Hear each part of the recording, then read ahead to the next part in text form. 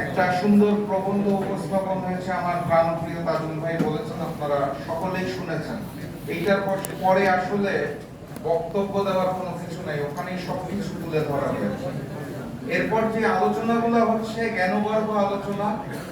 আমার মতো সাধারণ মানুষ এত গুরুত্বপূর্ণ কথা বলা কঠিন। আমি আসলে এত কিছু বুঝি না, খুব সাধারণ মানুষ। আমি যেটা বুঝি সেটা হচ্ছে এই যে সবার মোবাইলে সোশ্যাল মিডিয়াতে গণহত্যার এত প্রমাণ, এত ছবি, এত ভিডিও, এত এভিডেন্স, এত কিছু থাকার পরেও একটা সন্ত্রাসী সংগঠন আওয়ামী লীগের বিচার কার্য কেন ধীর গতিতে চলছে?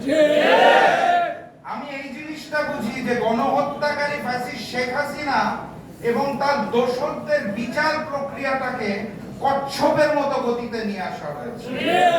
আমি খুব সাধারণ মানুষ, সাধারণ জায়গা থেকে এটা বুঝি যে ফ্যাসিস্ট শেখ হাসিনা এবং ওসমান হাদির যে হত্যাকারীদেরকে ভারত থেকে দেশে ফিরিয়ে আনার ব্যাপারে কূটনৈতিক কার্যক্রম ঠিকমতো পরিচালনা করা হচ্ছে না।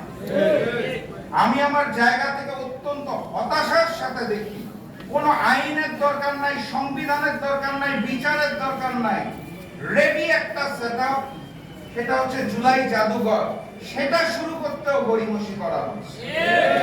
আমি আমার জায়গা থেকে বুঝতে পারছি না, আমরা যখন সকলে দাঁড়িয়ে বলার চেষ্টা করছি যে সংবিধান সংস্কার পরিষদ করতে হবে, গণভোটের গণ রায়ে বাস্তবায়ন করতে হবে, তার পূর্বের এই ছোট ছোট কাজগুলাই তো আমরা করতে পারছি না। কেন পারছি না?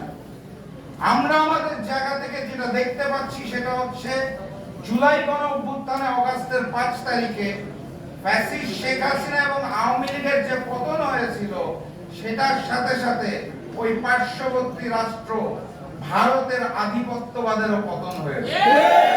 এবং এই বর্তমান পরিস্থিতিতে জুলাইকে অস্বীকার করা বিএনপি সরকারের পক্ষে তখনই সম্ভব যখন তারা নতুন করে ফ্যাসিস্ট হতে চায়, যখন তারা নতুন করে ভারতের সামনে মাথা নত করতে চায়।